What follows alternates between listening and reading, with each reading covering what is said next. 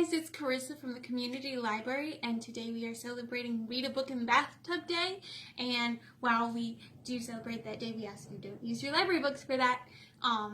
But we are going to make something to go along with that. We are going to be making bath bombs. I'm going to show you my tips and tricks. I've done this a couple times now, so I'm going to show you what I've learned throughout the whole process.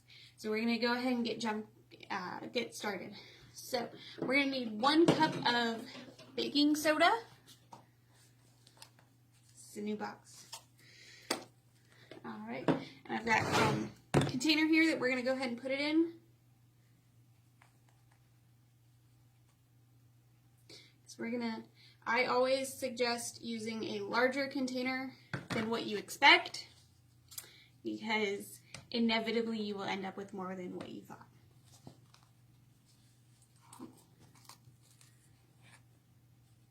There we go. Alright, so that's 1/2 cup.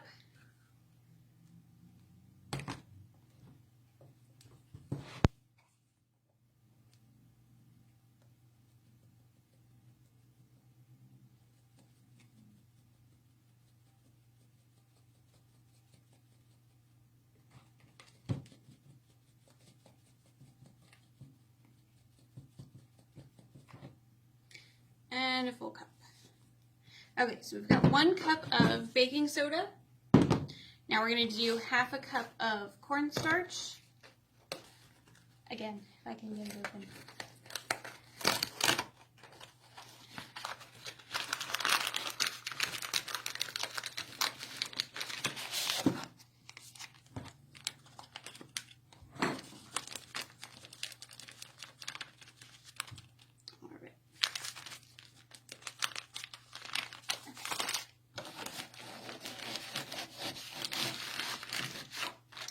So 1 cup of baking soda, 1/2 cup of cornstarch. Now we also have citric acid here. I found this on Amazon. If you don't know where to look for this. Now we are doing 1/2 cup of citric acid. Now mine is a little old, so it's a little dry. And then we are going to whisk that together, especially if your citric acid has clumps like mine does, just to incorporate it. Alright, and we're going to add some Epsom salts.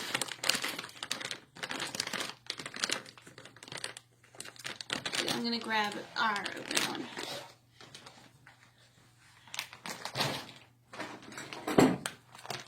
Now these can be Epsom salts that have a smell to it, and they can also be plain Epsom salts, whatever you prefer. That also will change. So we're doing a 1/4 cup of the Epsom salt. That would also change the smell. These ones here are lavender and honey, which works fine because I'm going to be using a lavender essential oil. If you wanted to go with an essential oil that is not a scent that generally comes in an Epsom salt, maybe just go with the plain Epsom salts. Alright, so we've got all of our dry mixture in here. So next we are going to do coconut oil. I have gone ahead and melted it. And we're going to need about 2 tablespoons. So I'm going to kind of just dribble that in here. Kind of guessing we did not have a measurement for our tablespoons at the library. Okay, and once you do that, we're going to just mix it around a bit.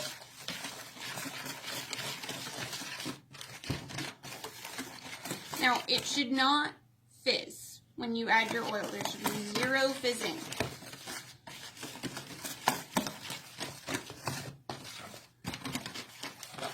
Okay, we're going to add some of our essential oils, and I'm actually going to add in some of our colorant. Now you can use food coloring, it's true. I would not suggest it because it can turn you colors depending on how much you put in. but you can use some food coloring. I would highly suggest if you're going to make these, if you're going to use the food coloring, only put in a few drops, or if you really want to color it. This here is a soap colorant. You can get it at Joann Fabrics or Michael's or Hobby Lobby, wherever you buy your craft supplies. And I would suggest getting some of that. Now, it really helps with the color, and your soap colorant is not going to color your body. You will not end up looking crazy colored. Now, the soap colorant did start to activate that citric acid, so you really want to mix it in right away. Now, all these people who have those really deep, crazy colored bath bombs, those are hard to make. Those are hard because it activates the citric acid. It takes a lot of dye, and especially if you're using food coloring, you don't want to be purple or blue or whatever color you decided to go with. You don't want to be that permanently. Alright, so we're just going to keep mixing that in. Now, here's the secret. Everything says use water. We don't want to use water because water activates citric acid. That's why we're putting it in our bathtub. Rubbing alcohol. If you don't have rubbing alcohol on hand, use some witch hazel. And you'll notice it did not fizz up. There's no fizzing. It's not bubbling. And adding the rubbing alcohol really helps get that color mixed in. So we're going to add a little bit of that and just mix. A couple sprays.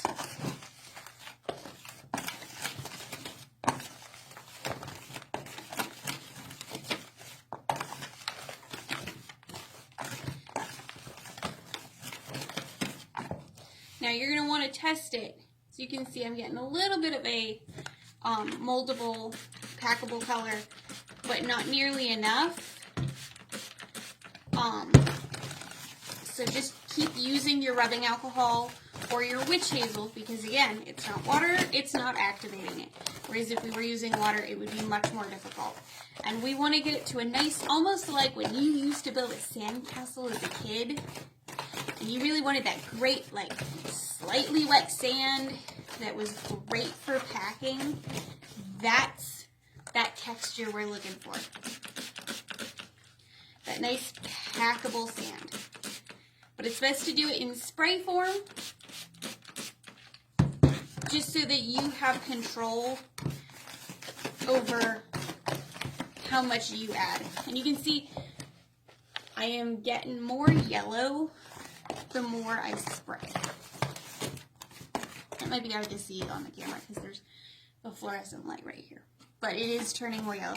So especially even if you use your lighter color, that spray is going to help just add that color in. Alright, let's take a look. Definitely doing better.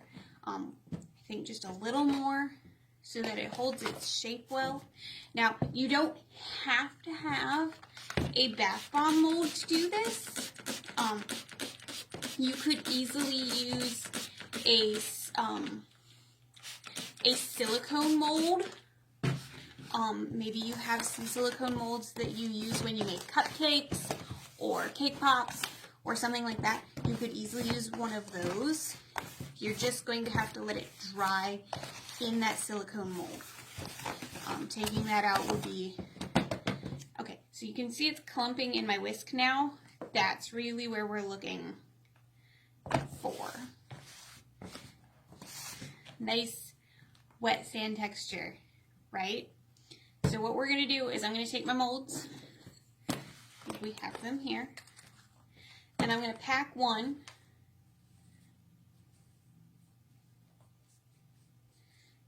Pack it really nice and tight. And I'm going to pack the other one.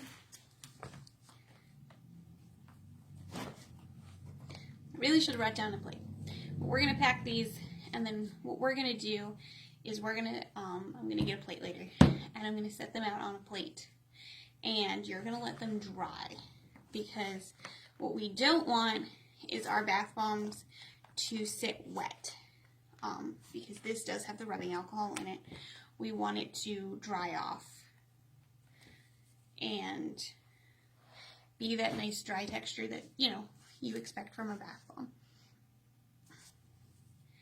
And you're gonna smush it together just like, you know, you're a kid again, making those sandcastles. Alright, so I've got it together.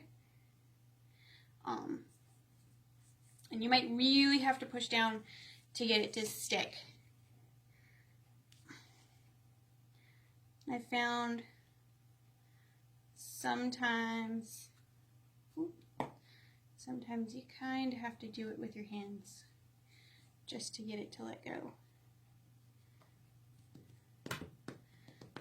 Yeah. My edges are not as stuck together. And this is the same thing you could use, like I said, the silicone molds, because you're going to want to leave it out sitting because you want it to dry. And then I highly suggest wrapping it in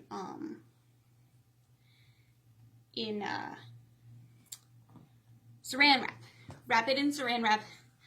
I don't know why that wasn't coming to me. Wrap it in saran wrap after they're dry enough. That way you get a nice protective layer on it so that water doesn't get to it. You don't want these to prematurely get water on them because obviously they will activate and then it won't be great for your bathtub. There we go. I just had too much. So now we have our bath bomb, and I'm just going to set that right here. And then you're just going to set it aside a little bit so you can see it. Let it dry. I would give it a full 2 days just to make sure it's nice and dry. And then you're going to want to store these in an airtight container, again, to keep moisture out of it, to keep the water out of it, anything to make it so that it doesn't quite get to that point where it's going to activate and you're going to end up with your bath bomb fizzing before you get to use it in your bathtub.